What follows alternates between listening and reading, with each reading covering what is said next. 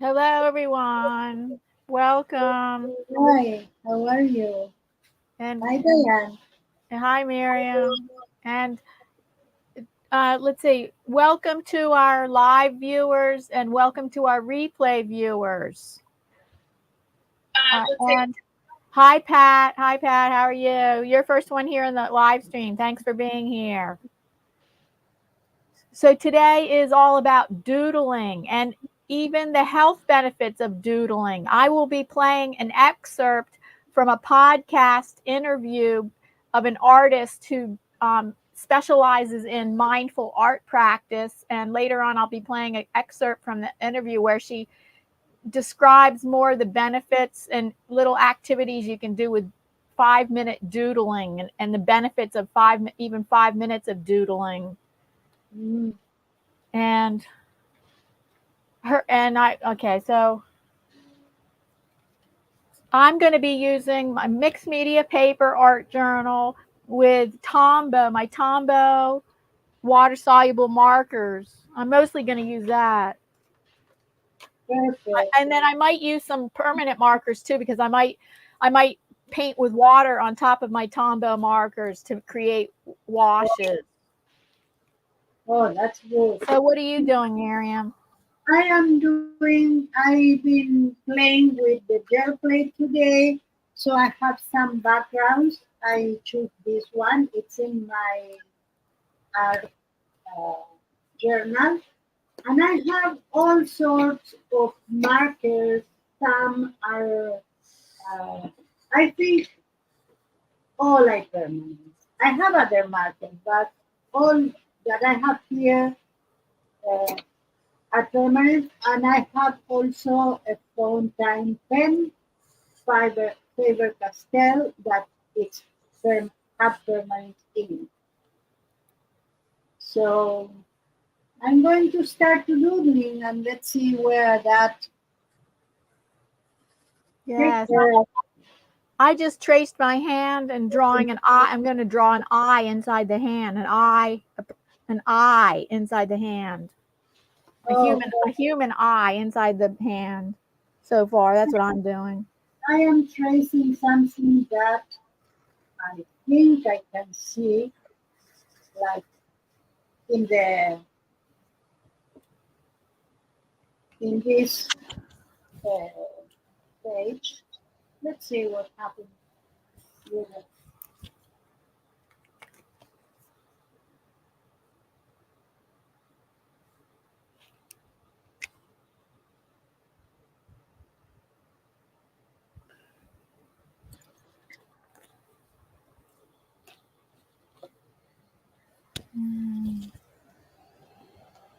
So tell us something about the benefits.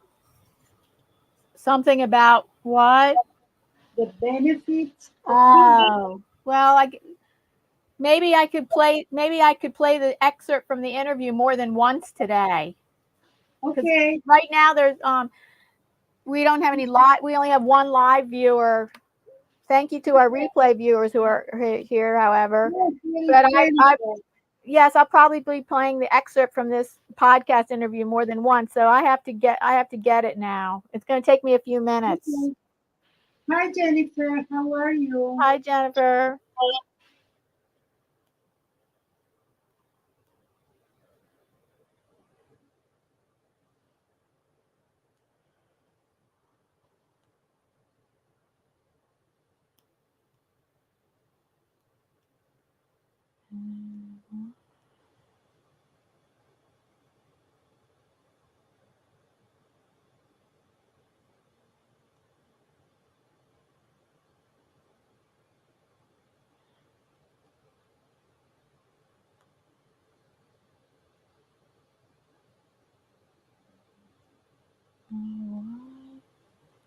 I'm well, says Jennifer. How are both of you? Well, very well.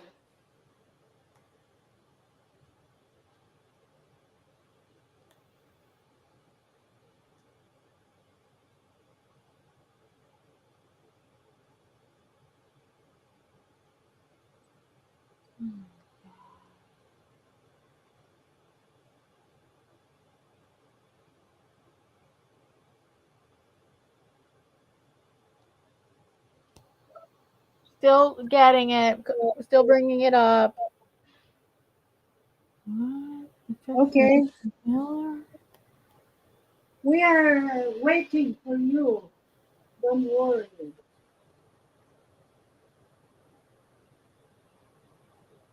Oh, God. So I'm sorry, I'm having a problem finding it. Just a minute. It's going to take me a few minutes. Okay. Oh. In the meantime, I am going to tell the people what I am doing.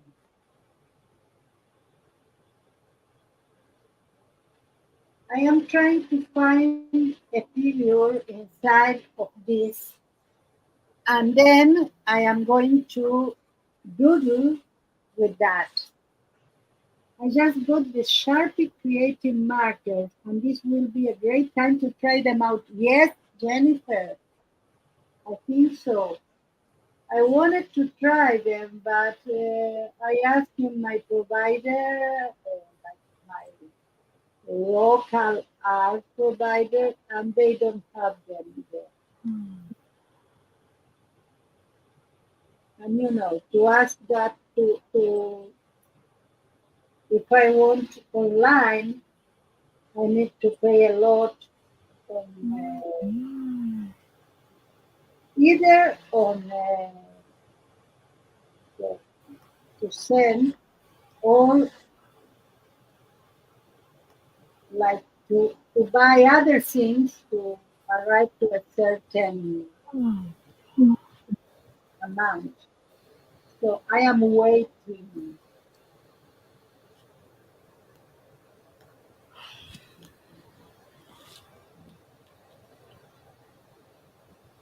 I can't locate it. Okay. Do you remember something about it? Hmm. Yes. I have to Well, think. I have to think about it. What I remember. I'm gonna have to think about it. okay. What I know about doodling, it's somehow related to what you told about the mindfulness when it's very hard to me now to talk and to doodle because doodling is the thing that don't let me think.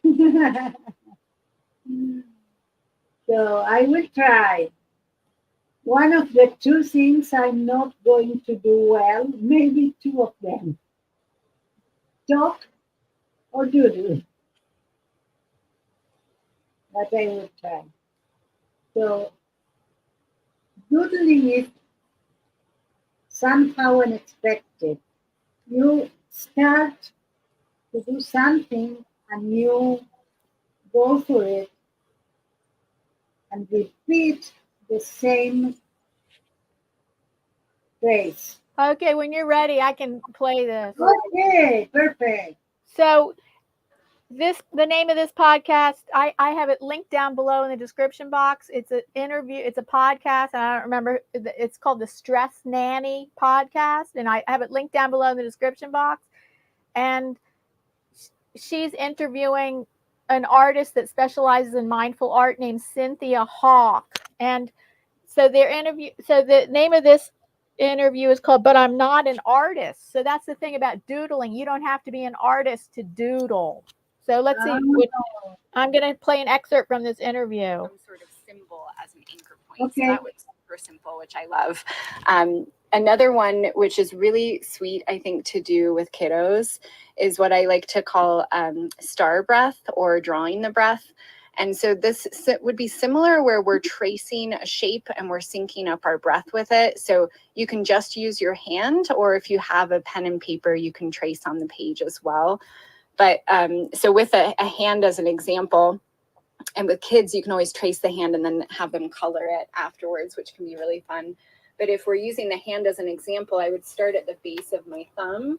And as I notice that my next inhalation is getting ready to begin, I would inhale as I move my first finger up my thumb towards the tip of the thumb. And then as I move down the thumb, I would exhale. And you would do that moving all the way throughout your hands. So up your first finger, inhaling, down your first finger, exhaling. And just doing that, those 5 breaths essentially, I always find it really interesting what can shift in just that 5, those 5 breaths.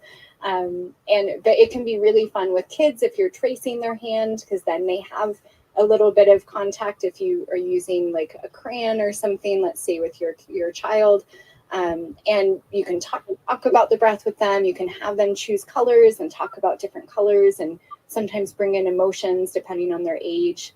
So those are ones that are really super simple, and you don't really need a lot of art supplies for them. There's others that the 7-year-old actually that I mentioned earlier, where he was having tantrums. So I had shared a practice which I created and I called meditative watercolor doodling. And it sounds complex, but it's still really simple. And you use watercolor paints largely because they very easily can blend with each other, and they dry pretty quickly. And you can get those really simple kits from the dollar store with watercolor paints, so it's really inexpensive. And so you can, usually what I'll do is I'll invite people to choose just a color they feel drawn to. So as an example, if I'm working with an adult, just mentioning to choose a color they feel drawn to in the moment. And maybe even then noticing a sensation in their body. Like right now I feel tension in my upper shoulders, and I might give that a color, and there's no right or wrong. But so for me, it feels like a dark burgundy color. So I would choose that along with the color that I just naturally felt really drawn to, and maybe allow them to mix on the page and just be curious and notice. But the part I love about this exercise is once the paint dries, which doesn't take very long, I then make the invitation to use a pen or a Sharpie marker and notice when watercolors dry, they leave really organic, fun shapes and where the colors mix together. And so you can almost like tracing, if we had tracing paper or connect the dots when we were younger, you can start to just be curious about the different shapes you see, and you can make your own image. So what I love about that is there's this sort of investigatory play that happens, but it's completely brand new. You're never going to have that same experience again if you do that exercise later. So the 7-year-old I mentioned just quickly, I had shared that during an online retreat that I was doing mainly with women who, like me, are recovering perfectionists and find themselves really busy and sometimes stressed. And I was sharing it with women in this retreat. And a woman shared, this was right at the beginning of COVID, that her 7-year-old had been having a lot of tantrums. They tried a lot of different things. And she said that he saw her make this doodle, was really curious, asked her about it. And that she said he was so excited for the next week. She gave him supplies and he went up to his room and did his own practice. And how quickly she noticed for him specifically that he was having less tantrums, that he was focusing better, that he was just not as agitated, I think is one of the words that she used. And the part I love about what she shared with that is that he was so excited about it and that it was something he could do. He was excited to make it his own and to play with it. So that's a really fun one that I love sharing. I can go on and on. I have, you mentioned on the YouTube channel I have with Mindful Creative Muse, there's some videos, and then I have a free workbook that you can download that has more information also. But those are some of my favorites that are really simple, that engage a lot of different senses. I love those. Thank you for sharing them. Mm-hmm. I think there's so much power in, like you said, the exploration with play, right? Like, and the choice and just the way that you approach it is so beautiful to me. And I'm grateful for the ways that you make the world a more mindful place in a fun and beautiful way. Oh, thank you. I appreciate what you do also. Before we go, can I ask you 3 questions that I ask podcast guests? Mm-hmm. What is your favorite food? I would say salmon. Yum. What is your favorite way to relax? So it changes, but with summer coming, one of my favorite activities is to cloud gaze. So laying on the grass, looking at the clouds, noticing different. Okay, maybe, and also maybe I could play more of this excerpt from this interview, like a longer excerpt later.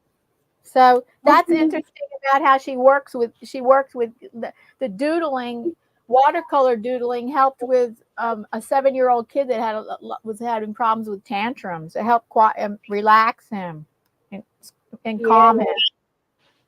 Yes, sometimes they use some kind of doodling in therapy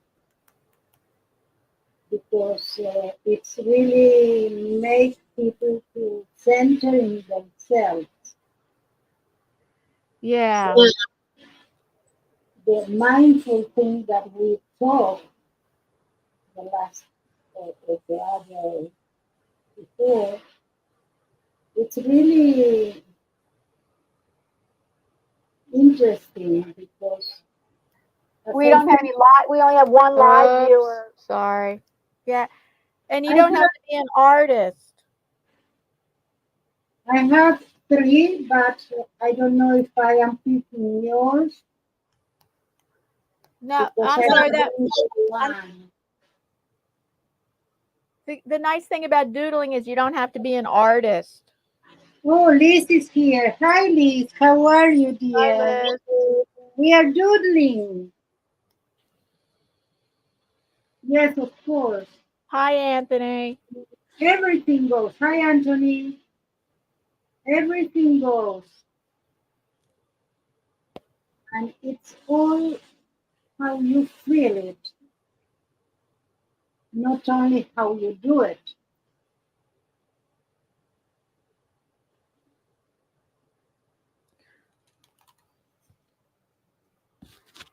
Okay.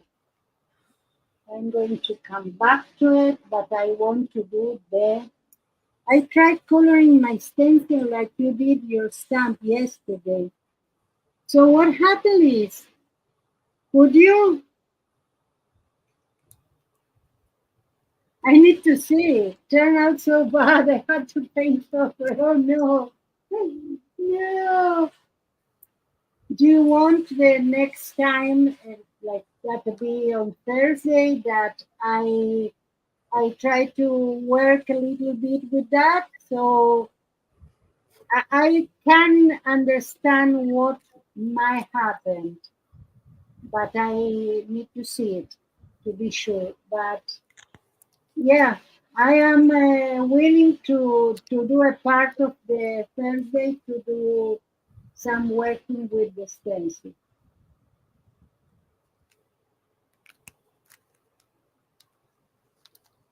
Yeah, you're talking to somebody in your chat, right? I am talking with Liz that was Sunday on my stream, and I use a stamp and color it, and she had the same stencil, not the stamp but the stencil. Oh. So she told me that she tried and not succeed. So I am offering to do it again to show her. I know, Liz, I have that problem all my life. I look, I I do things, most of them, relatively fast and easy for me. And I know that it's not the case every time. I have a problem teaching my kids how to study, for instance, for example, because I didn't study. I didn't need to study. I learned by absorption. So I didn't know how people do to study. It was really funny. So now I need to decide a color for the background. Hmm. Let's start with gold.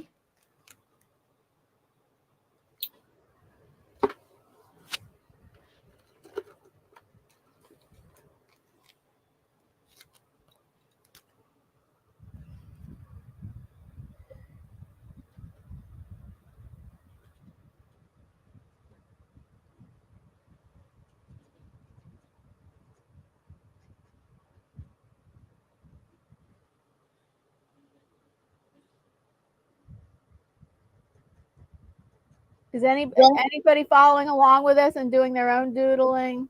Yes, Jennifer is with the Oh, Sharpie. nice.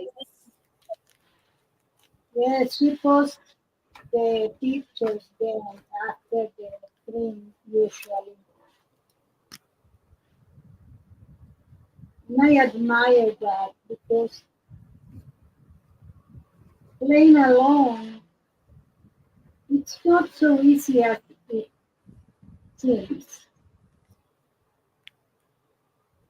Because you see what others do, and usually, especially in this thing about that is the doodling, you don't copy, you don't do what others do. So it's an influence that it's not easy to overcome. Maxi used to take my, well, not all of them, because I produce a lot, but some of the gel prints that I have or the gray ropes, and he doodled on that. Oh, that's nice. Yeah. Okay. Yes, I know. I know that you doodle too. They heard the scream. That's okay, mommy. That's okay. Oh, shh. That's okay. I hope StreamYard it. No, Oh StreamYard doesn't cancel that. no! Don't cancel that. No, they cancel when you use a dryer, but some they don't. Oh, I I'm don't so know. sorry. So Jennifer is doodling on an old map. How interesting is that? Okay.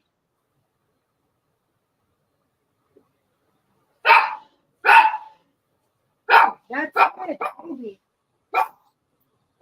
Baby, Maxito, ¿te puedes ocupar?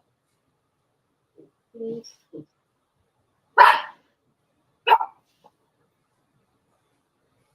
You know what happened one day?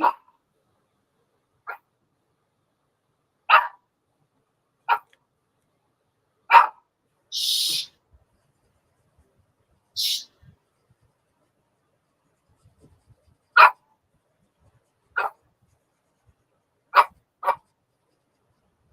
Oh, she's not the only one. Okay.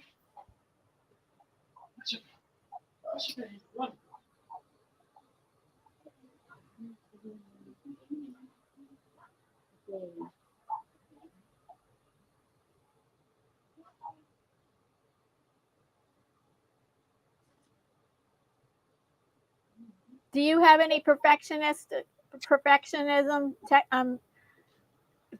Do you have any perfectionism? What do you mean with that? Do you If I do am- you do you struggle? Do you struggle at all with perfectionism? No, I embrace that.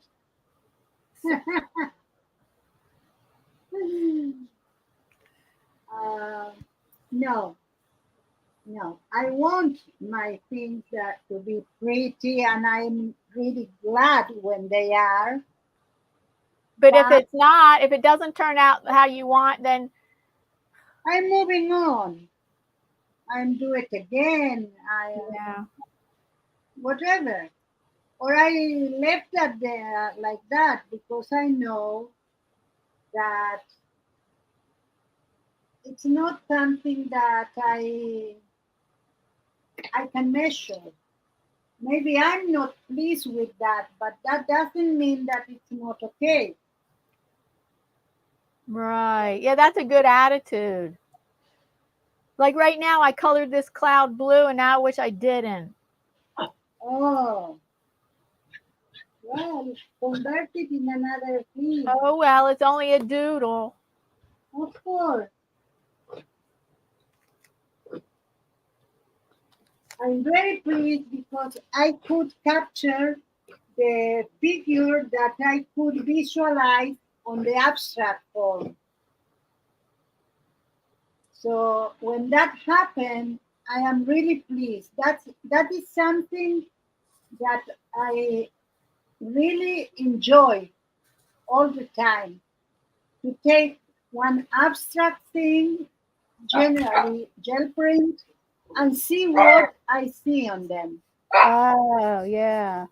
That's So that similar to what she was talking about in the interview that we just played. We played an excerpt of an interview by an artist who's specializes in mindful art, where she talked about where you do watercolor, and then the watercolor leaves all kinds of shapes that you can trace, like organic shapes, or that you can trace yes, over, or you might see other shapes in yes. it. And she was talking about how doodling helps her, and she's noticed it helps her and others with perfectionism.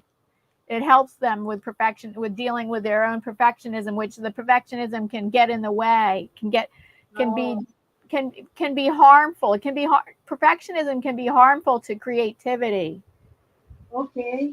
Yes, of course. I think the same.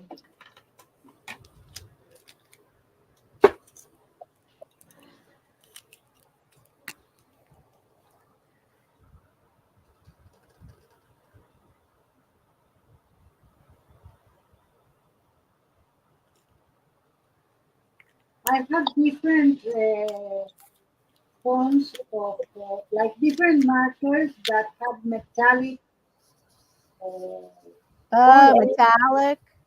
Yes, it's so good. I am doing now like the figure is only black, and then I am using the colors and the metallic for the background. Yeah, I like metallic, but it does not photograph well. If you try to photograph something you did metallic, oh, You need to, it does not photograph you well. need to find the correct inclination of the paper. Or sometimes you can not film it, video it. Okay, let's do something very savage.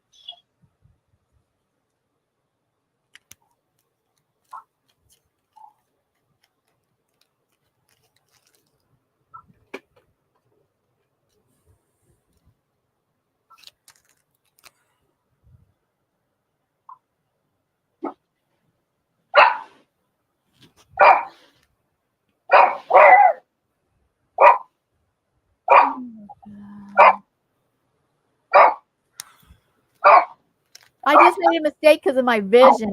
I don't like that is annoying Well, to me. embrace it. It's not a mistake. Embrace it. Yeah, or don't let it. I don't. I mean, the mistake is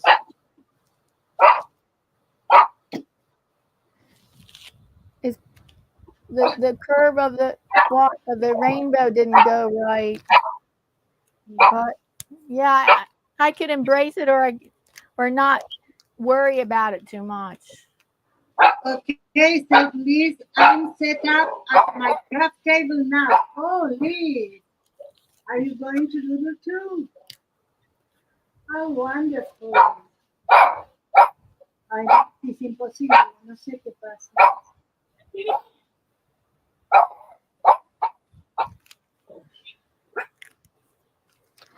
I don't know what happened.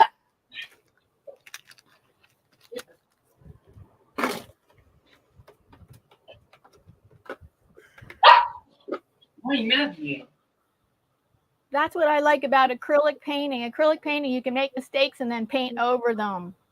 Oh, yes. Hi, Maxie. Hi, Diane. Hmm. Hey, mommy.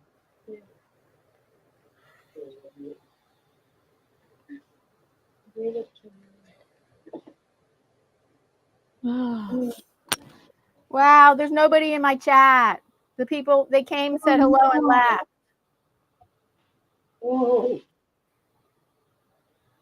I cannot believe it. People are too busy. Yeah. Well,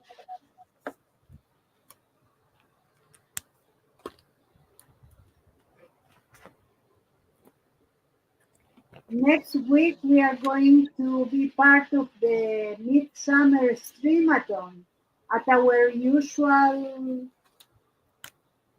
uh, time. Usual time. Yeah. But Yeah, it's it's going to be about- a streamathon here next week. Yeah. It's the first one, so it will be fun. Maybe there will be slots with no people or no video. We are going to release the schedule, so you know, and yes, but it will be fun.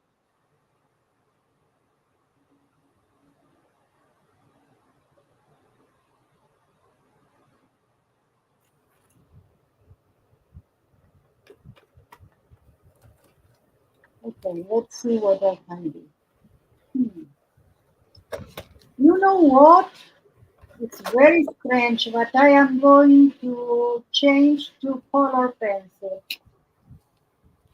Let's put everything on hold here. What were you? What kind of markers were you using before? I've been using postcard, Yeah.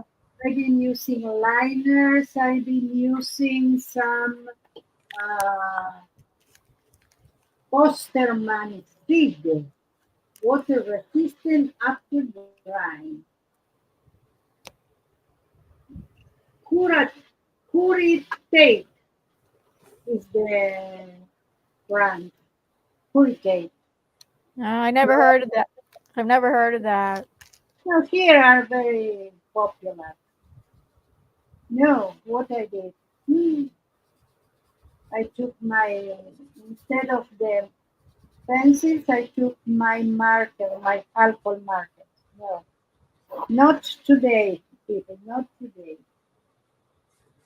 Today I want my pencils. Here, up here, it is Monday of long weekend. Oh, yes. Which holiday did you have, Liz? And where is up here? I don't remember, so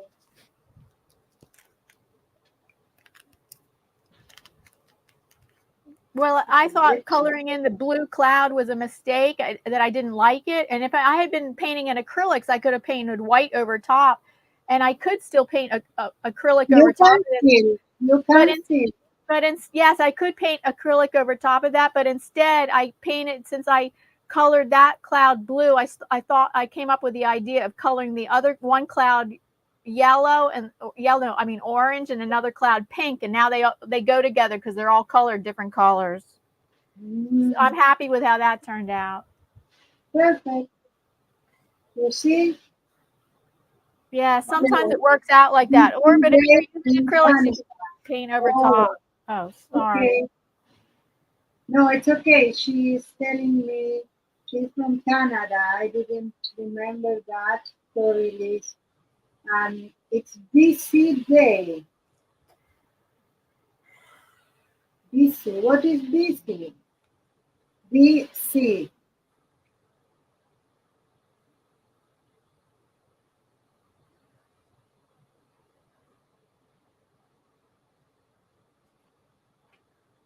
Now I'm thinking what else to add to my doodle. Oh.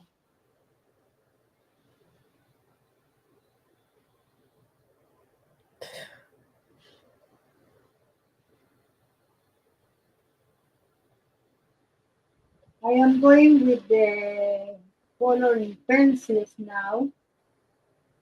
So I am adding some dimension. Oh, you're drawing a person, aren't you? Yes, that's what I saw in the shadows in the Oh, nice. yes. British Columbia Day. Whoa, Margaret is in British Columbia too. I know, I remember because she said all the time. She put that on the name even. Oh, British Columbia Day. Wow. And what do you do on that day traditionally?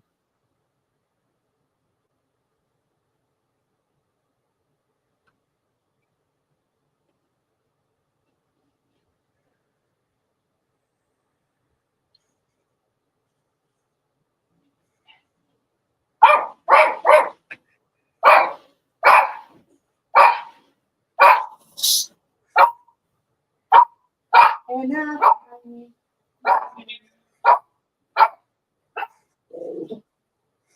My neighbors are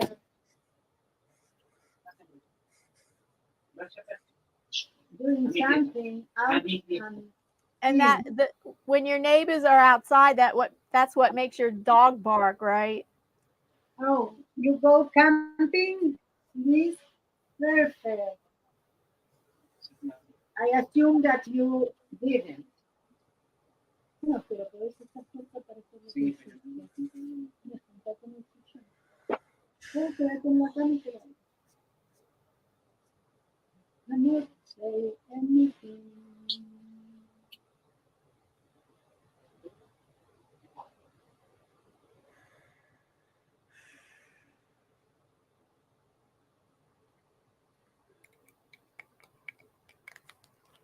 I'm really bad in things. Oh, Lisa is here. Hi, Lisa.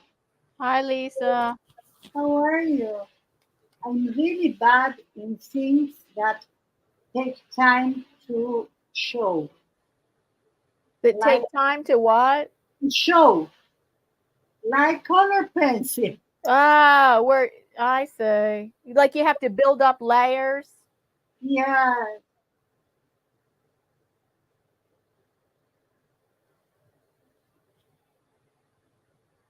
I'm not built for that. Oh, okay. I do it anyway because sometimes you need that specifically. It's something that you cannot achieve with something else, but I don't enjoy it. You know, I enjoy it when I take everything out, when I prepare, when I think about it, even when I can like foreseen it. But when I am doing it, uh,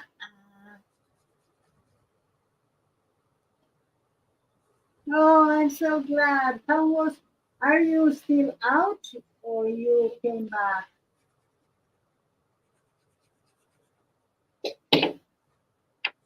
Okay. Now I think it needs some more.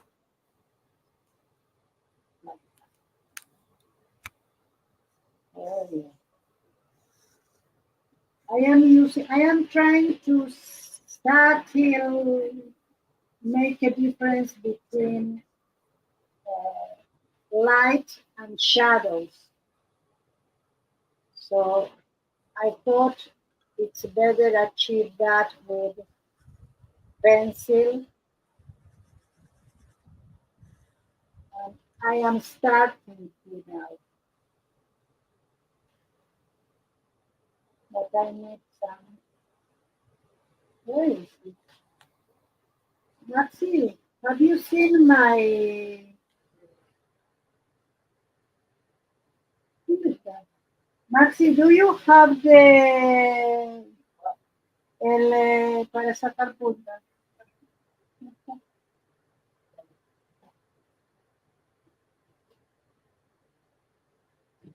I cannot find it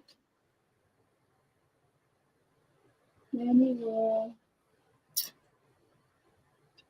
Never mind.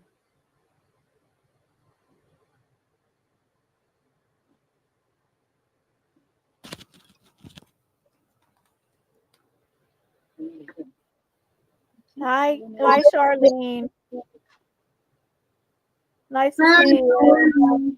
Oh, we are back from Niagara Falls. It was an amazing trip. Oh, my parents went to Niagara Falls when they were very young, and I left. I was left at home. I was really, really young, like 1 or 2 years old. Nice to see you, Charlene.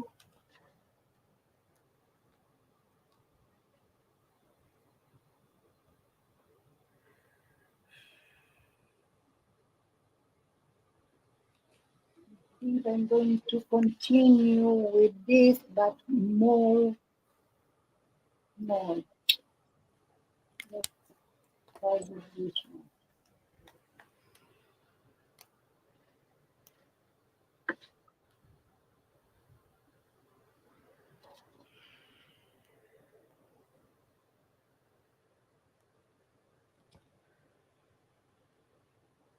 Let me know when you want me to play excerpt from the interview again. I think it's time. Okay, I just meant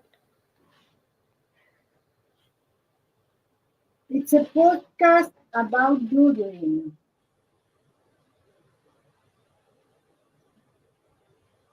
Habrá puesto en otro lugar para poner el mantel y después no lo volví a activar, no sé.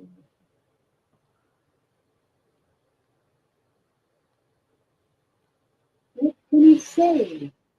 This is new.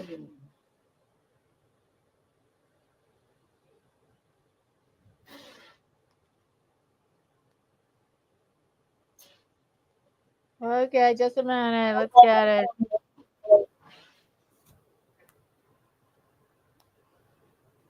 And the interview, I mean, the podcast is linked down below in the description box. It's an interview with Cynthia Hauck, who is an artist specializing in mindful creative art.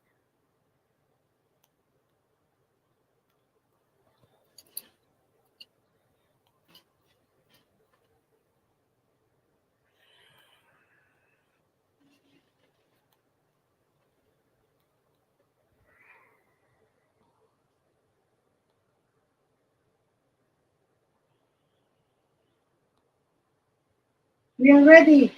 Right, I'm bringing it up. Yes, hold on.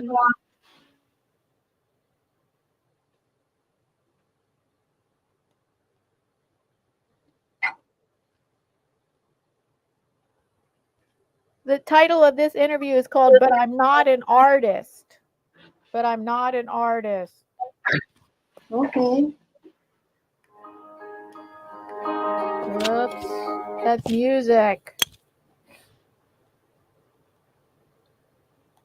Teacher trainings, and since 2007, she's facilitated an in-person and online courses, retreats, festivals, group coaching programs, teacher trainings, and telesummits globally. She's reached students in more than 49 countries. Cynthia, thank you so much for joining me today. Thanks for having me, Lindsay. I'm happy to be here.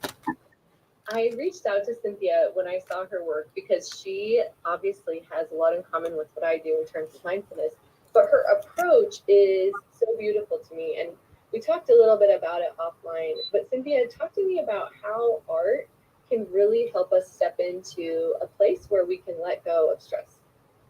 Absolutely. I love that question. So I find a lot of times when people get into a good flow state with art making, where they're in a place where they feel like time sort of stands still and they're doing something that they're working on that they feel really excited about, that there can be a natural way that we kind of step into a place of self-care and de-stressing. I think sometimes there's confusion around flow states and mindfulness, and they are different. And there are ways that we can be really intentional around incorporating mindfulness and meditation with art making that can be even more supportive for our self-care. The main thing that I love sharing is that really the focus is on the process and not the final product. We were chatting about this a little bit, but I think so often in the school system or when we're younger and we're learning art, it can be very grade based, like A through F, you're doing something right or wrong. It's very skill based. And so what I love about mindful art activities is that you don't have to be an artist. You don't have to have a certain level of skill. You're not being graded. You're not being performative in what you're creating. And that goes for both adults and your kiddos, whether you're a parent or a teacher. So it's really another way to engage your creativity without the pressure. And I think the pressure is what can feel stressful. And so, yeah, I love talking about this topic and ways that it's supported me and other kiddos and parents and teachers that I've known. Yeah, and thanks so much for bringing that up, because I think that point is a really important one to make. Like the distinction between doing art for someone else or for a reason or for a grade, and then just doing art because it's fun or because you enjoy it or because you can just be really present and explore and curious, with materials or media, whatever you're using. Like you can just be there in that moment with the paint, with the clay, with whatever it is, and just really dive in and not let like your 5th grade art teacher or your 9th grade sculpting teacher, be the voice in your head in those moments, right? You can learn to just let it be you and the material you're working with. Yeah, I love that you named that too, because I noticed that working with different art materials automatically lends itself more so to mindfulness or being curious about what's happening right now in this moment. So one of the practices that I teach for kiddos and that parents and teachers can use with kiddos is many times when people were growing up, we've done like finger painting or straw breath painting, right? But both of those activities automatically engage more senses. So you might include the breath, you might have the texture of paint on your hands or feeling the page. And so it's really challenging, I think, at that point to not pay attention to your breath or the fact that you have paint on your hands. So it automatically, I like to think of it as like a container. It automatically holds you within a container that can sometimes make it easier to engage the senses, to notice what's happening right now, to have a form of meditation. And then once we interweave in that non-judgment, which is a really key piece of mindfulness, then I find it can be, more playful or more at ease, or that curiosity can come in. Yeah, I love that, the idea of a container. The word that was coming to mind for me was immersive. Like it really is, when it's sensory like that, it's immersive. Like you're in it and you don't want to get out of it, really. Like you're just kind of right there, all in. And I think what you just said too is really important, because sometimes we have a hard time understanding the idea of non-judgment. I think in terms of meditation or mindfulness, and listeners know that I talk about mindfulness meditation a lot on here, and how there are avenues to growth, avenues to resilience, so many benefits. No, I didn't. Experience of learning how to be mindful and learning how to meditate, it can be a little bit hard to connect with. But when you do it in an experiential way, like in the ways that you teach, there is like a direct application to each action that you're taking, right, with the art, to living mindfully. Can you go into that a little bit more? Yeah, and I like to often refer to it as a practice also, because I think regardless of having the best of intentions, our mind, part of its job is to judge things and to be kind of on the lookout or have negativity bias. It's just the way that our brain is programmed to operate. And so I think that that's a really normal experience for us to feel like judgment is coming up when we're making art or just in general, and noticing that.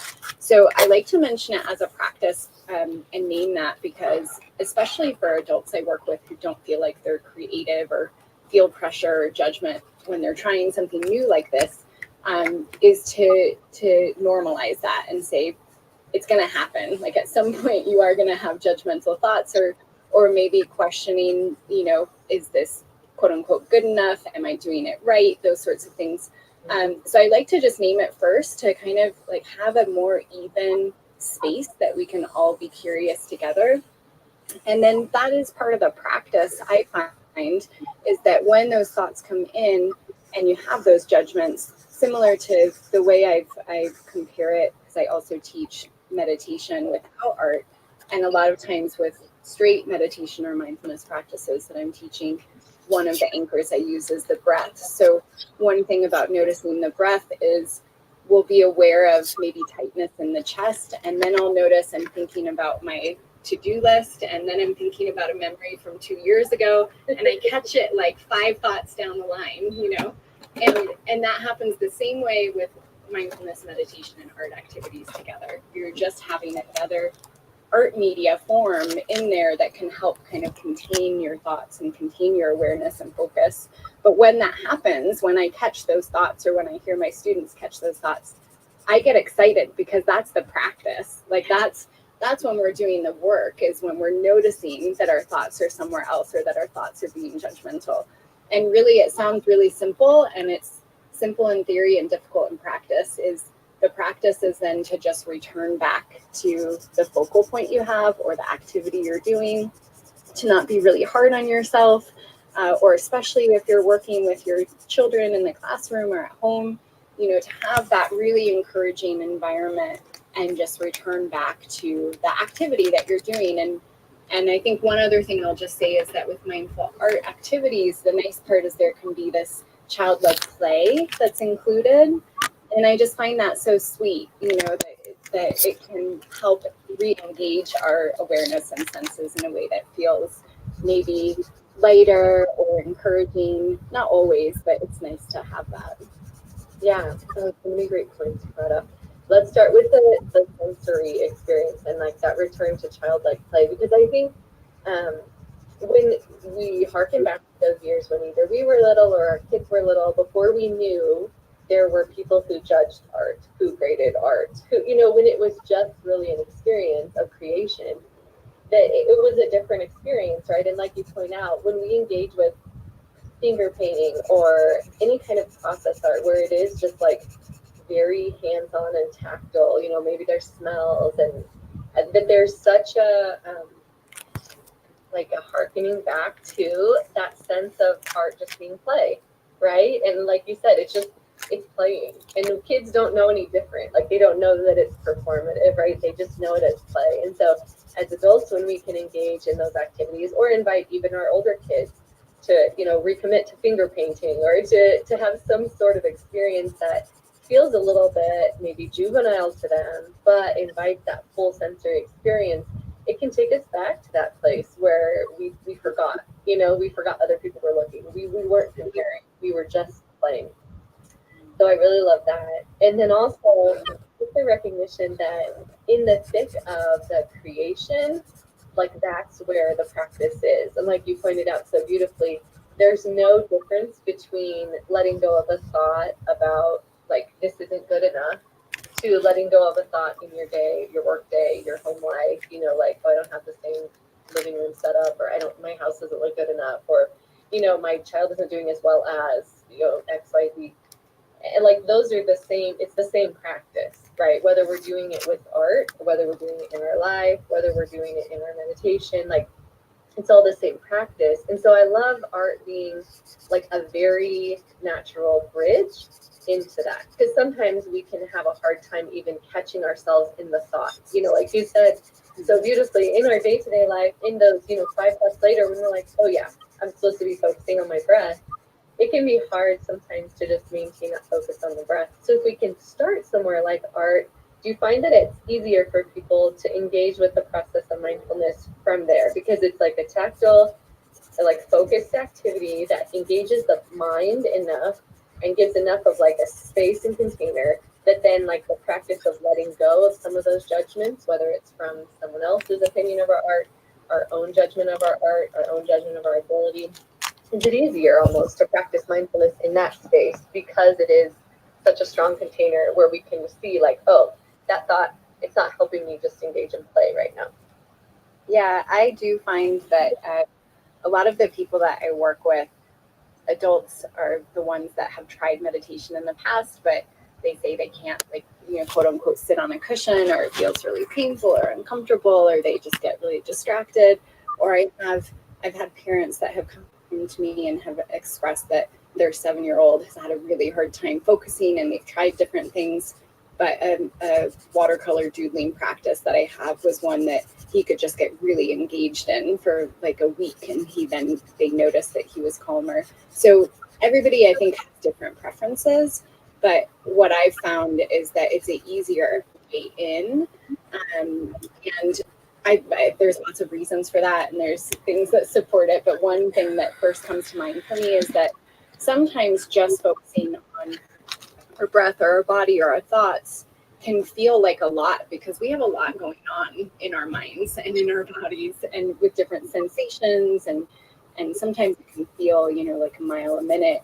And so by having something outside of ourselves on the page that we can engage with, and we can play with these marks that perhaps are moving really slowly, and then noticing different senses in the body, it just narrows in that awareness. Because if we try to just turn inward, there can be a lot there. So I find that it simplifies. I'm really big. I chat a lot about simple activities and also 5-minute activities, and that we can do these practices in really small bursts to build up that muscle and that practice. The other thing I was going to say when I was hearing you chat about that, what came to mind for me is doing and exploring mindful art activities in nature as well. Perhaps collecting twigs or leaves and making a mandala shape, or even just doing a nature walk, perhaps with you and your kiddos, and talking about different smells or sights that you're seeing. That automatically adds another element, right? There's something else outside of ourselves, but there's this slowing down that can happen in nature as well. And I find there's even less pressure when we're in nature, because it's not a, paper, pen, and paintbrush in hand where we have these ideas about what art is. When we're in nature, sometimes that can be even easier for people to step into play and curiosity.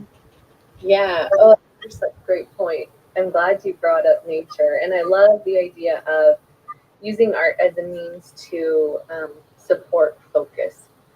One of the things that I felt really strongly about when my daughter was little, she's 13 now, but when she was little, when I was looking at different preschools, I was trying to figure out, what my priorities were and what was important to me.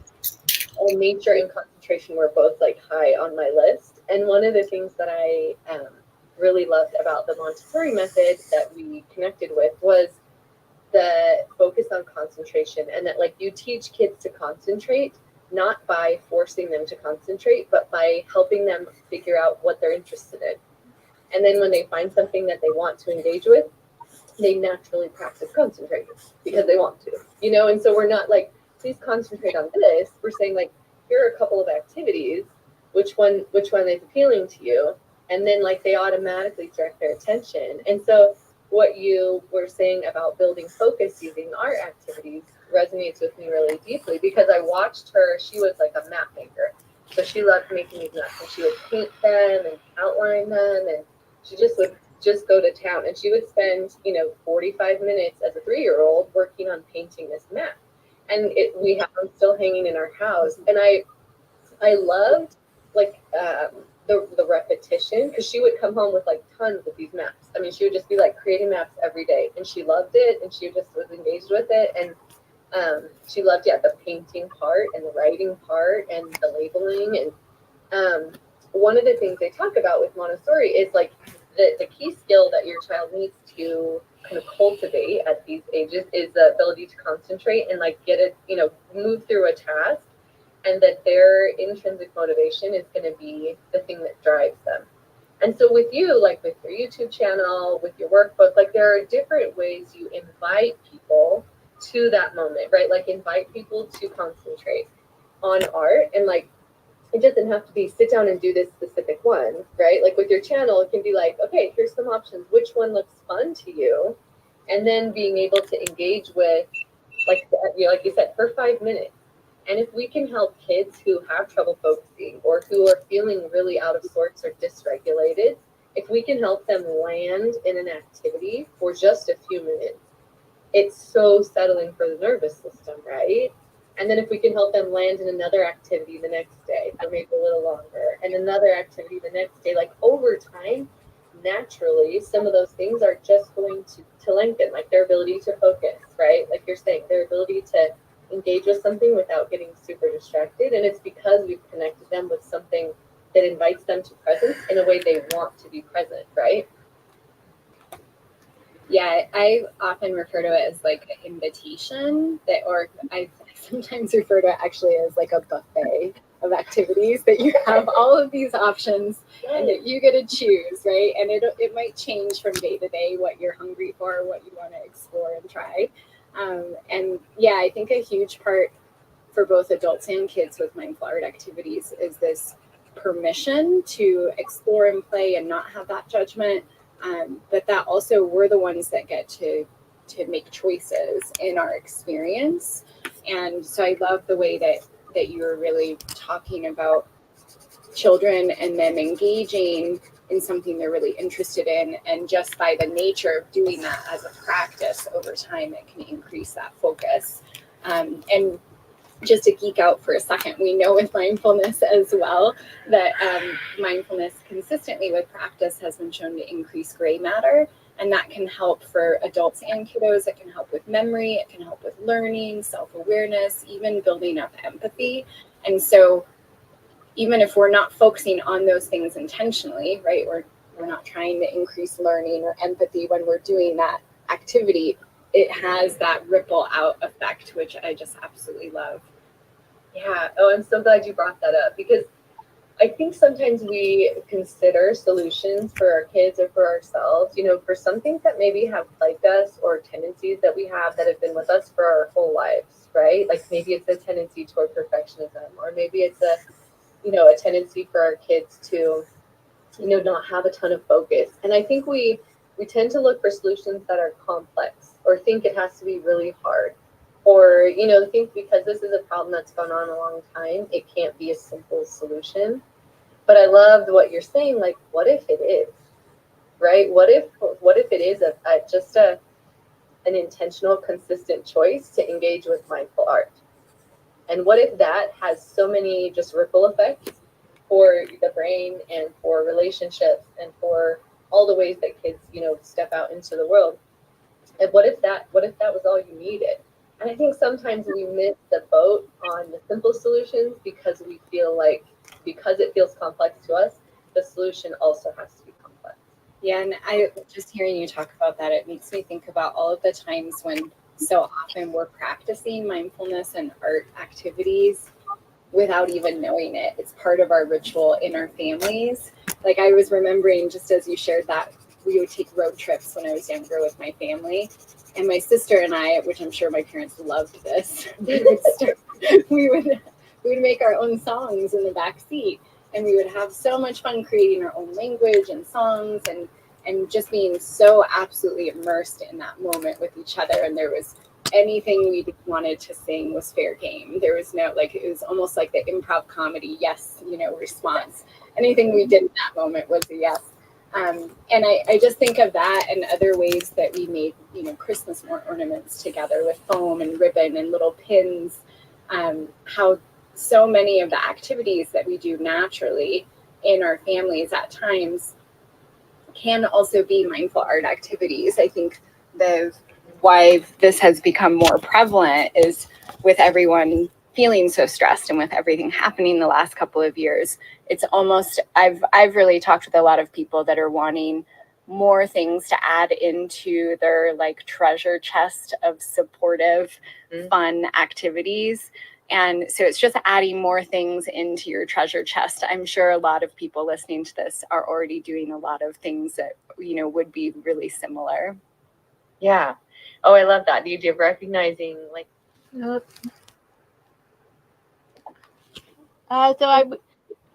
There's still 15 minutes left in that podcast interview. Hi, David. Very interesting. Hi, Greg. Hi, Anina. How are you? Hi, Anina. Hey, Diana, Miriam. Hi, Anina. Diane played for us an excerpt of a podcast about doodling and the benefits of doodling. And it's linked down below. The credits for it is linked down below in my description box. Okay. We are doodling today and talking about the benefits, which is weird because it's very difficult to doodle and talk, Yeah. but we try. Here is my first one. I finish it. It was part doodling, part discover what I see in an abstract paint or print in this case. So I saw this, and now I am doing the second one, and I'm trying the same to see what I am seeing and doodling at the same time. So you're saying you're doodling what you see in the abstract shapes? Something like that. Uh-huh. I am approach to it as a doodle, but it's ultimately what I see or what the not the form, the images in the abstract suggest me, like the shadows and the different tones. They form something in my eyes, at least. And I discovered that. Oh, okay.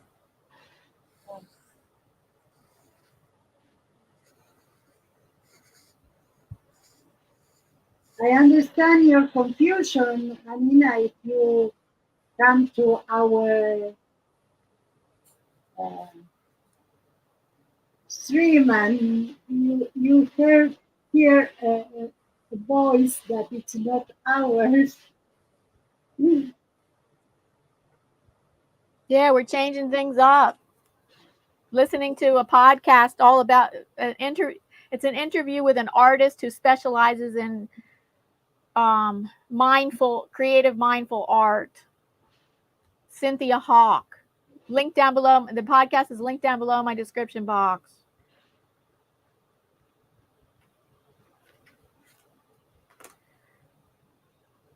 So she talked a lot about perfectionism and how it's so pervasive in our society. So many people are perfectionistic. Yeah, because doodling is more associated with the first stage of drawing in kids. The kids The first stage of what? of drawing in Oh yes. kids. Uh-huh. That's why it's not so, people don't take that in consideration so easily. But it's really like I heard about. I've been 40 years trying to studying to be an artist. No, 10 years studying to be an artist and 50 years trying to come back to my childhood. Yeah. I've heard that before. Well, thank you, Lisa. Lisa said that the podcast was a great addition to the stream. Thank you.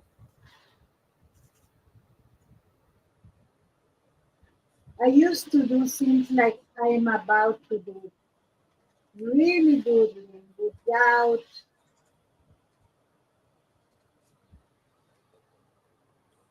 if I want to do a face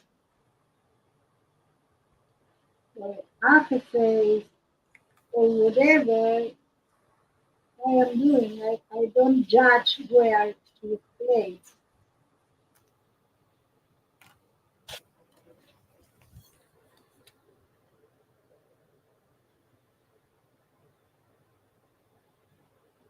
Hello, Frugal Mama. Hi, how are you? Thank you, Davy. Davy says great doodling from both of you. Oh, thank you, baby. You are so sweet.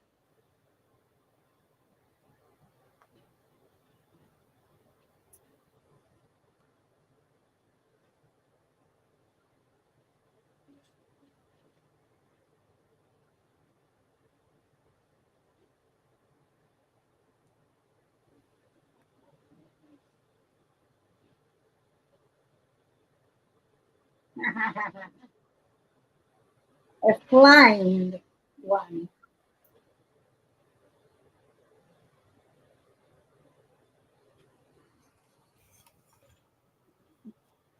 What was that?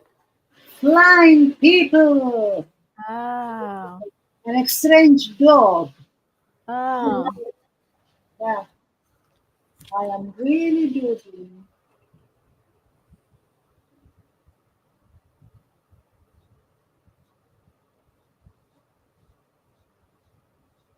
And I don't mind if everything is crooked, if I don't like it. I don't judge it. Yeah, you're not a perfectionist. No. That doesn't that's not Yeah, a problem for you. It can I am, but no. but I guess you might be sometimes, but you know how to you know how not to let it control you. Yeah, that's the thing. Let's see. Need to change to laptop. Don't see what Miriam is doing. Oh, yes, I know. It is a little bit uh, light right now, but it will be. It will be okay.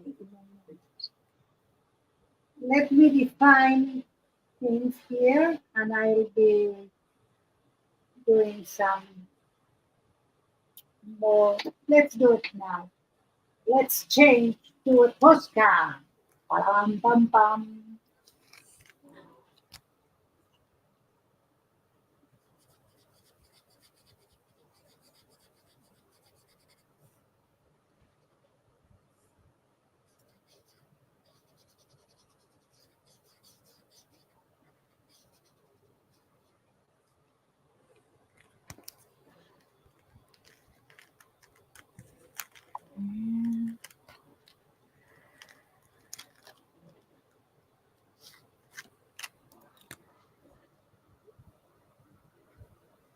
Well, not related to this topic. I was just wondering what's your favorite food, Miriam? Oh, Maybe you don't have one, but I, maybe just one of your favorite foods. I had a favorite food, but I cannot eat it anymore. Oh. It was potato.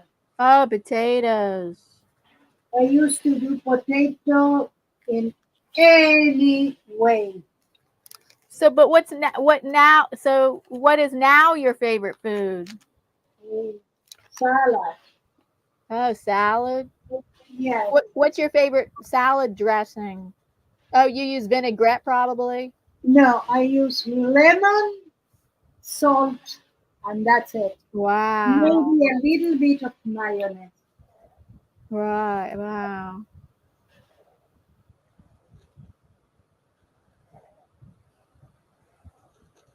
I don't know. I don't have a favorite food. I might have several favorite foods. I can't. I Oh, have to think. What are they?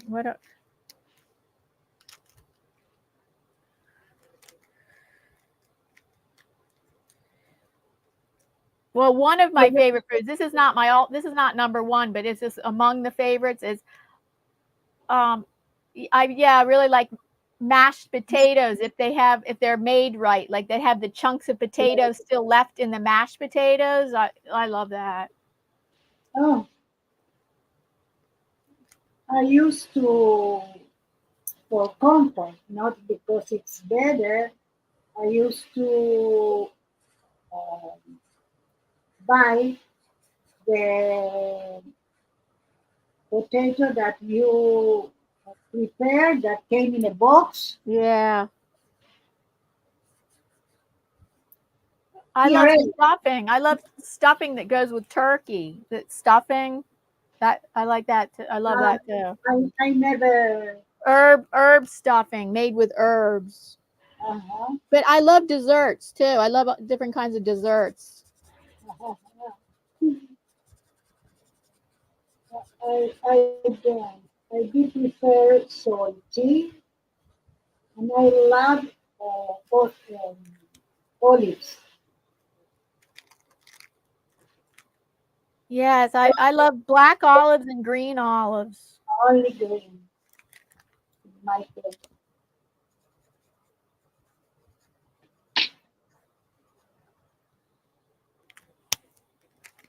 But my food now it's so like one thing. And Really? It's just like one thing. yeah, you see. But don't you get tired of it? No. Oh, that's In the good. morning, hopefully in the morning, because sometimes it is in the What mid. do you eat eggs for more? Do you eat eggs in the morning? Yes, Right. with maximum Homer, that it's eggs, and in between the eggs, the cheese. Right. And I sometimes eat eggs. Most of the time I don't. I sometimes eat eggs in the morning. I love eggs though, yeah. and I eat in the evening, like in the night, because we eat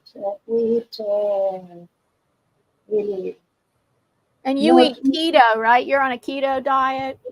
yes.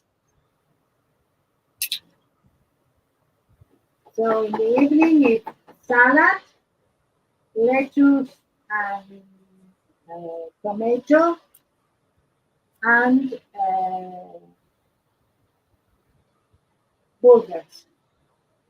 And that's it. Sometimes in, if, instead of burgers with hot dogs or uh, kebab, but it's like a burger but in a different way, more large and like a roll. But What was it's the a last one you said? After hot dog, what did you say? kebab. Oh, Kebab, I didn't catch that. no, kebab it's a burger with the form of the chorizo, like a roll, a Varias mini roll. carnes está hecha más. Huh? Kebab está hecho con varias carnes. Yeah.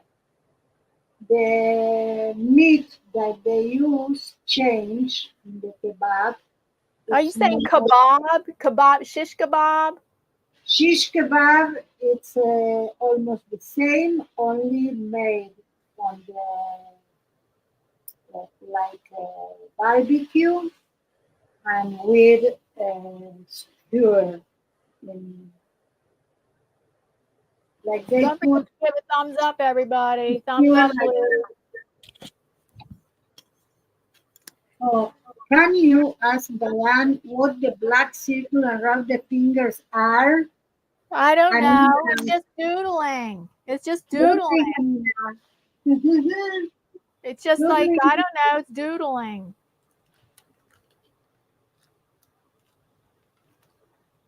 It's just, it could be string. I guess it's like, it could represent string. Uh-huh.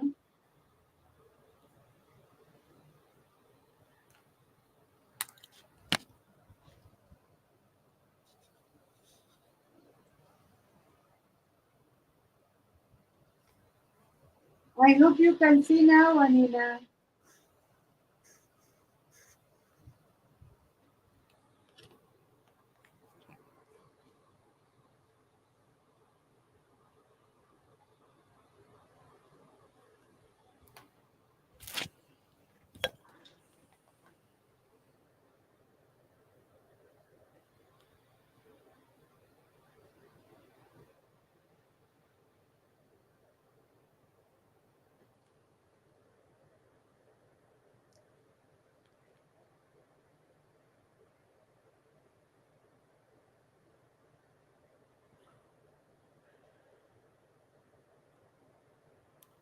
Wow. Are we ready? Do you want to listen to more of the interview? Okay, I want. Okay, we're going to play more of this interview with Cynthia Hauck, an artist who specializes in mindful. Oh, Violet is here. Did you say Violet? Violet, see, Hi, yes. Violet. Lisa says, I think the doodles are the hands vibration going out into the world. Oh, love it.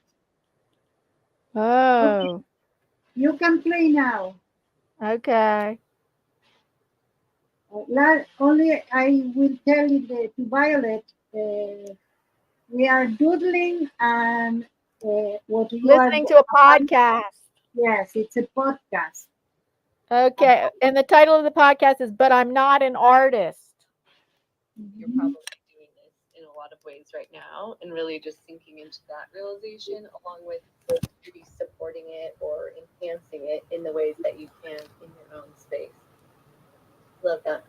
Let's revisit the idea of nature, and then we'll get into some of the activities that you do, which are so fun. So in nature, you said that we just kind of naturally engage with art in a less judgmental way, right? Like we just get a little more playful or creative, or like gathering the sticks, or making a little cairn with the rocks, or just playing, and like flower crowns or little bouquets. What do you find is the biggest barrier for people to either A, just like engage with nature in general, or B, to engage with nature in an artistic way? Like one of the things coming to mind for me is like the pace. If we have an agenda when we're in nature, like we're gonna make it through this hike and we're gonna get from A to B, that can be fun and great, and it's good to have a goal and get some exercise, right? But if we're like shepherding our kids along the way when they want to like stop and collect the flowers, maybe we're missing some opportunities to just like invite and allow those moments that are just naturally occurring.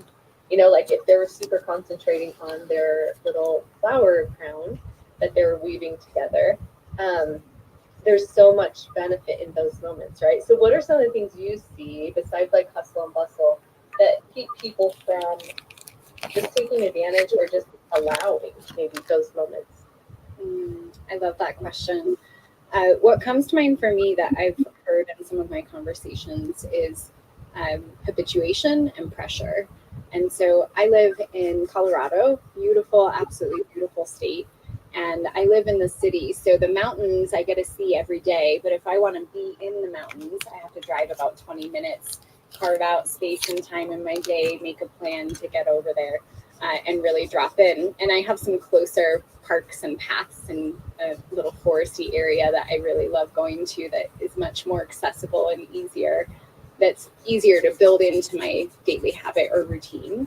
So I think that's part of it, is that we naturally are creatures of habit. So if we don't have the habit of going into nature, being in nature, and maybe we work from home remotely, or maybe we have a family at home that takes up a lot of our time and attention, and that feels like an extra chore or an extra hassle to get there. I think that can be part of it.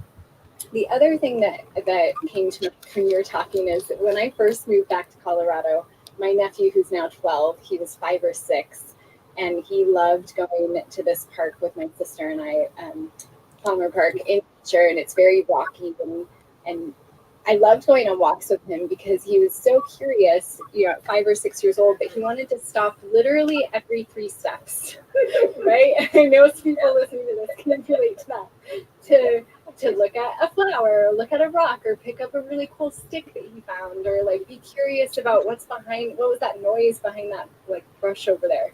And so I loved our walks because it would take us 30 minutes, and we would go a very short distance and then turn around.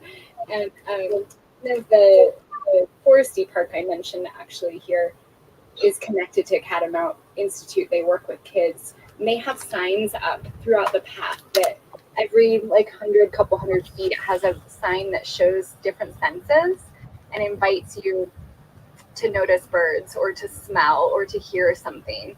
And I just absolutely love that. And sometimes I wish that we could just have these signs randomly around in nature. So if we are in nature, but we're still in that work mode or go, or I'm going to do this, but I'm doing it to get to A to Z, that we can just have those invitations to slow down.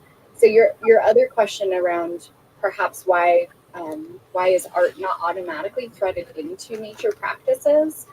I think there's a lot of reasons for that. But again, what comes to mind is a lot of times we think of art as paintings, drawing, photographs. So sometimes people use their cell phones and photograph more in nature. But art and creativity can also be gardening. It can also be cooking. It can also be these things that engage different senses and creativity where we're exploring something new. And so in nature, a lot of times I have the invitation of creating a mandala. Mandala just means circle.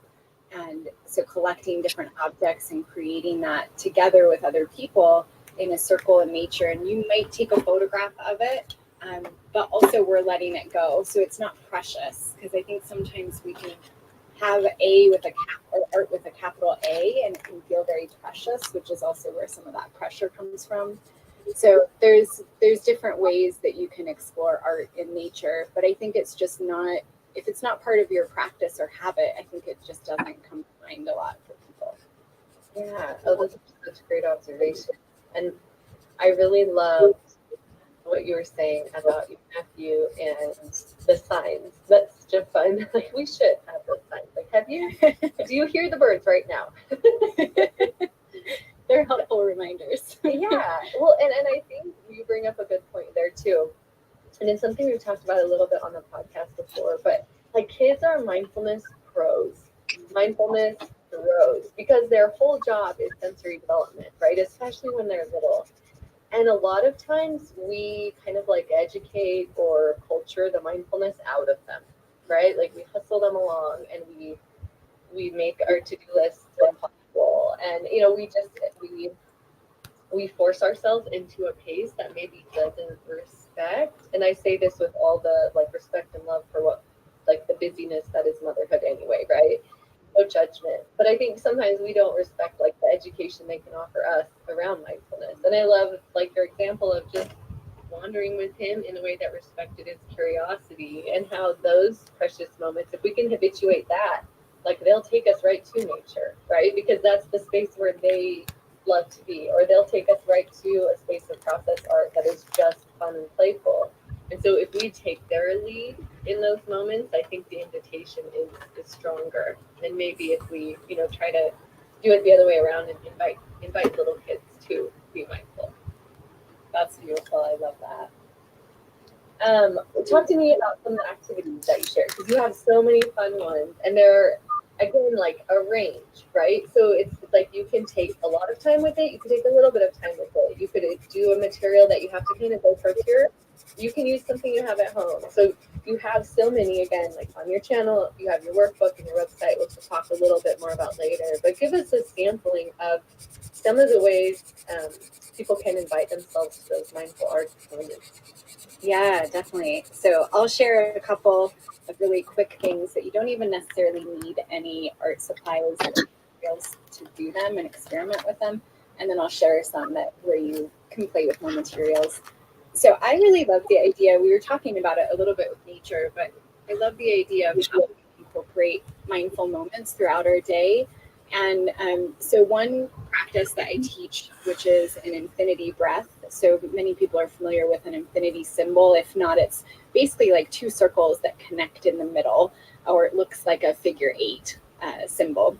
And so the infinity 8 breath, there's a couple of different ways. One, if you don't have even a pen and paper with you, what I like is you can just make that figure 8 symbol on your hand, on your leg. It's great if you're like in a work meeting or a school board meeting or something, and you're just wanting something to feel a little more present and calm in the moment. You can make that shape on, so you have a couple of things happening. You feel that textile contact with your skin or with your, fabric, and then you also can breathe with it. So as you're coming on the up part of the loop, you would inhale, and as you're moving down, you would exhale. And that's something you can do with or without a pen. And so that clearly we're not making quote unquote art with a capital A there, but what we are doing is we're combining mindfulness, breath, and imagery or some sort of symbol as an anchor point. So that one's super simple, which I love. Another one, which is really sweet, I think, to do with kiddos, is what I like to call star breath, or drawing the breath. And so this would be similar, where we're tracing a shape and we're syncing up our breath with it. So you can just use your hand, or if you have a pen and paper, you can trace on the page as well. But so with a hand as an example, and with kids, you can always trace the hand and then have them color it afterwards, which can be really fun. But if we're using the hand as an example, I would start at the base of my thumb. And as I notice that my next inhalation is getting ready to begin, I would inhale as I move my first finger up my thumb towards the tip of the thumb. And then as I move down the thumb, I would exhale. And you would do that moving all the way throughout your hand. So up your first finger, inhaling, down your first finger, exhaling. And just doing that, those 5 breaths, essentially. I always find it really interesting what can shift in those 5 breaths. But it can be really fun with kids if you're tracing their hand, because then they have a little bit of contact if you are using like a crayon or something, let's say with your child. And you can talk about the breath with them. You can have them choose colors, talk about different colors, and sometimes bring emotions depending on their age. So those are ones that are really super simple, and you don't really need a lot of art supplies for them. There's others that the 7-year-old actually that I mentioned earlier, where he was having tantrums. So I had shared a practice which I created and I called meditative watercolor doodling. And it sounds complex, but it's still really simple. And you use watercolor paints largely because they very easily can blend with each other and dry pretty quickly. And you can get those really simple kits from the dollar store with watercolor paints, so it's really inexpensive.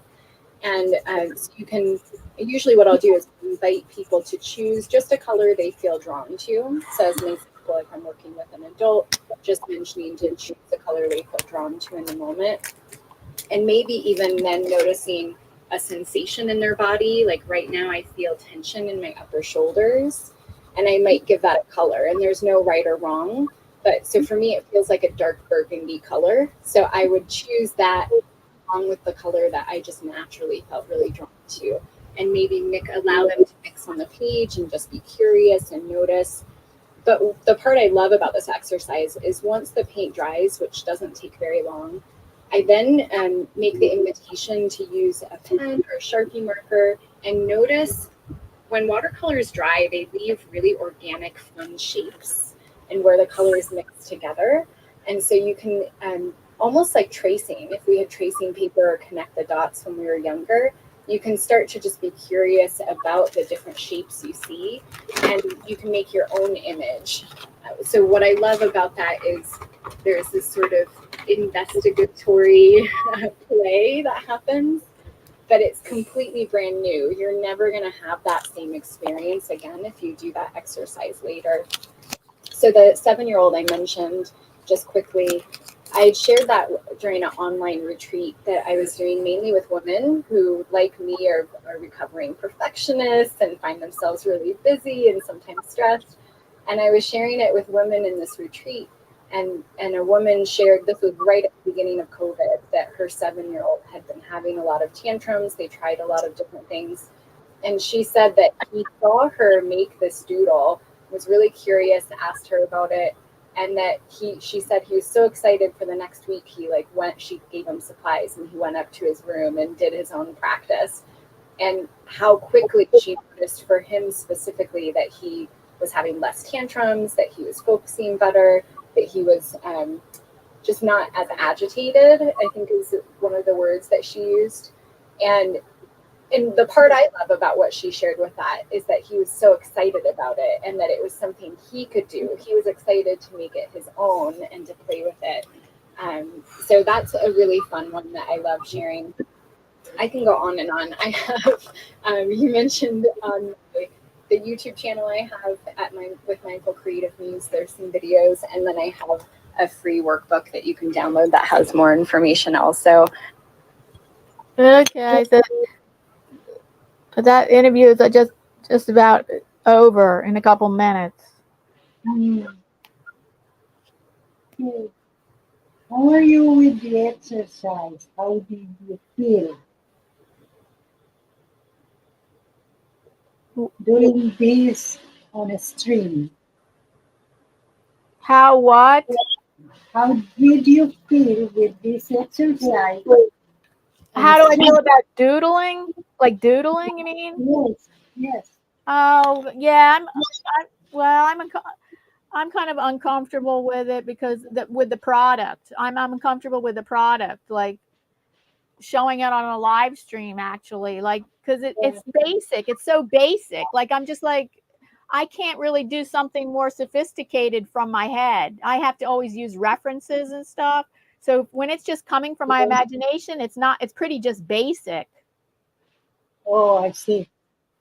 It's kind of like I'm using basic. Look, I'm just using tons of rainbow colors instead of more sophisticated colors, and it's not like I can draw like these great things from my imagination and like make it all sophisticated and artistic looking. I can't do that for my imagination too much. I usually have to start with references and have reference photos to draw from. Mm-hmm. So showing such basic art is kind of uncomfortable for me. I see. Anyway, you know that it's basic from the start. It's not that we expect a work of art and you didn't deliver. Yeah. Right. I'm very comfortable with it. It's right on my alley. Oh. It's what I used to do for fun. Yes. When I work on it's kind of fun for me to work on my regular artwork. I find that it it engages me and I get absorbed and the time goes by and I get challenged. I have like it challenges me. Like this challenges me in a different way. But my artwork, that my serious artwork, it challenges me and it engages me and I enjoy creating that. I mean, so I this one and kind of engages me less. It kind of engages because the challenge is, I don't know. So there's the challenge to create from your imagination. Like there's that challenge. That's a different kind of challenge for me. Yes. Which I do have to create from my imagination, but but like with colors and stuff, I actually have to be creative about how I use my colors in my own art, my serious artwork. So I still have to work for my imagination some, but it's in a different, completely from my imagination, like where I start from the beginning, just completely from my imagination is kind of, it's uncomfortable for me. Mm-hmm. I see. I think that the best work I do is when I don't uh, try to do something special. When things happen, Yeah. like cities, I couldn't even imagine something as crazy as that. Oh, I see what you mean.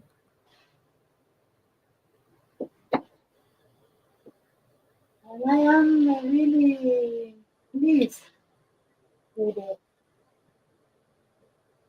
Yeah, it's interesting. And that's a dog. Is that a dog or a cat? A dog or a cat or a Yeah, dragon it or doesn't a matter, right?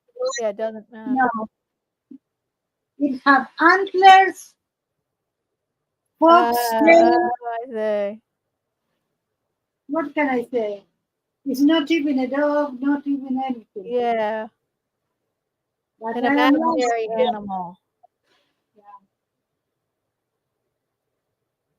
And this is a person that is flying and it have it's an escalator here that goes to another person that have the hands on the head,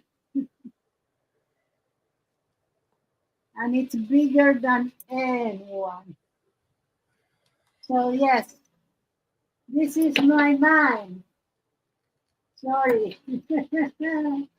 And then is that a crescent moon behind behind that person? Yes, it is. and I sign it because it's done. Ah. And this person have all the face with strings on it.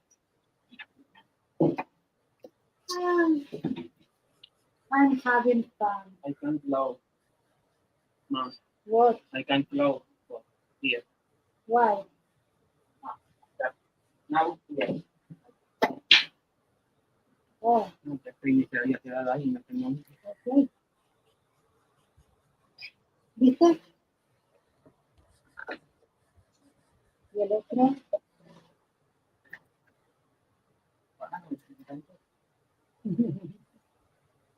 Two different style to the same doodling.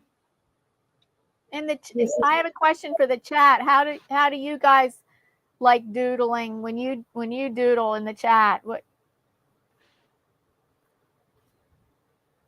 How we doodle? how my question to the chat is, how easy is it for you to work Yes. completely from your imagination Uh, from start to finish?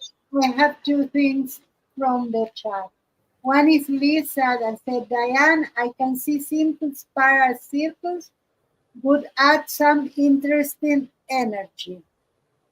And she came and said, hello, Miriam, Diane. Davey said he loves doodling. Oh. Oh yeah, Davey's really good working from his imagination. He can create wonderful things from his those. He creates so many different kinds of creatures from his imagination. Oh, yeah. Kim said, it varies for me depending on what I am doing. Interesting. Violet said, I love to doodle. I let my lines and colors find their own way usually. Mostly abstract doodles. I do love to doodle unrealistic flowers though. Oh, I do too, Violet. I did something different in this one. Two different doodling. In this one, I tried to see what I saw on the abstract, and I saw this exactly. So I doodle inside of that. And this one was more do whatever and see what happens. So Davey says he doesn't think about it too much and just lets the pen run around the paper. And Wow, Greg says he needs some kind of reference. So he's along the same lines as it's me. like you. He likes to have some kind of reference. Yes, Lisa says, I find it easy to doodle. I especially enjoy doodling when I see something in the print, I did in my first one, Lisa. Yes, that's why I did another exercise, and it was very interesting. It was like that. Let's do it. Let me find some page, some sheet of paper, because I need a sheet of paper for that. I can do it on my journal. Maxi, do you have a sheet of paper, please? Honey. Maxi. I need a paper. Well, I am going to grab some cardstock, some thin cardstock, because I cannot find regular paper in this house. I like doodling best when nobody's looking at what I'm doing and I'm like doing like you said you can't doodle when you talk. Like a lot of times I used to doodle when I was talking on the phone. So talking on the phone. Yes, that yes. I like that kind of doodling and nobody's going to look at it, but I really like doing it and nobody's going to look at it. Violet says, I like to drop different color watercolors on a postcard side paper and then doodle around the shape that form. That was in the podcast. I saw this. Why I was looking for a sheet of paper to ruin it? Yes, you see, I am ruining it, but it's not all ruined. Let's see what I can do with that. So you open it, and then first you follow the lines that are on the page, whatever lines you want to follow.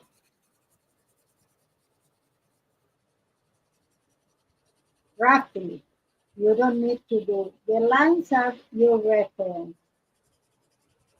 I see. Yes, the lines become your jumping off point and kind of your Yes. reference. And you do whatever lines you want to do. So sometimes you see a line here, but you didn't want to do it. And when you finish, you start to coloring. You can add lines if you need to separate like this, separate forms. I am going to do it with a wider marker so you can see better. So I did some lines that I see on the paper. I am not inventing. I can do something like continue one line or whatever, but this is my, and when I finish with all the paper, you can do it with a little paper. You can come back with colors and say, you are going to do, if I do here one color, I am not going, the only rule is don't put one color beside the other. So you are going to use as much colors as you need in order for them to not be beside the other. And at the end, it's a really interesting exercise, and it's doodling and coloring. So the method that Violet said, like with watercolor, it's perfect. Or in a print, you can do a print like that, and you find that it's a line here with like fingers. So maybe it's a hand that goes through a hoop. I don't know. I can do it all day and see what happens. I have here my hoop. I have here my hand.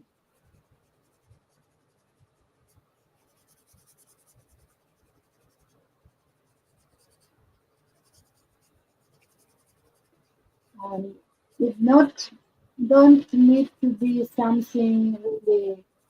For instance, I made a mistake here, so I am doing lines, and that's it. No mistake. So yeah, thank you, Violet. She says exactly me. And bye, Anina. Thank you for hanging. Bye, Anina. Thank you for visiting. Well, I am going to show you my two drawings again because we have 10 minutes. This is the first one, and I am going to post it. I love the hairband. I love it all. I really, I could frame it. I don't know why. And this one, the wacky one. Yeah, yours turned out good. I Very, love. yeah, very creative.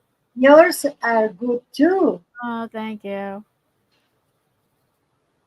Very complicated. A lot of symbols. Yeah. How many eyes do you have there? 1, 2, 3, 4. I did 2 pages today. This is one of the pages. So I did 2 pages. Yes. I want to see the other one. Oh, yeah, okay.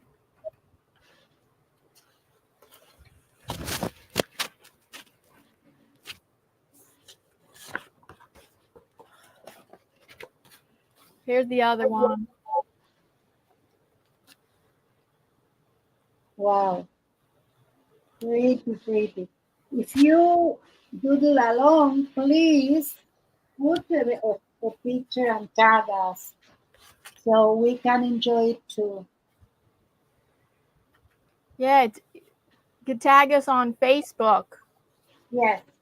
On Facebook, I'm Serenity Art, just Serenity Art. Because Facebook wouldn't let me. I would have wanted to be Serenity Studio Art, but Facebook wouldn't let me. I could only be Serenity. They only allowed me to be Serenity Art. I wanted to be Art Curious, and YouTube didn't let me, so I needed to add. You mean Facebook didn't let you? No. Facebook, I am with my name. Oh. Thank you, Violet. Thank you, Violet. So when I try to put it was really my channel was in my name. It started like that. And then YouTube put a post about the handler. They changed the way they use the handler. So it was our opportunity to change it. And I said to myself, okay, if I want to do something more serious, like a channel, really channel, and stream and everything, I need a name.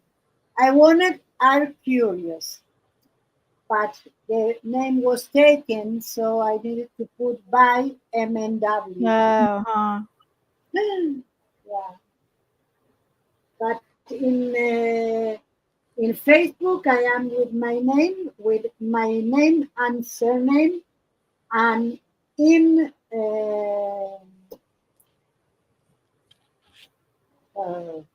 the other one, completely gone from my mind. Instagram. In Instagram, I with my 3 names: my name, my middle name, and my surname. So it's funny, but it's that how it is, because I had both Facebook and Instagram before I became a streamer.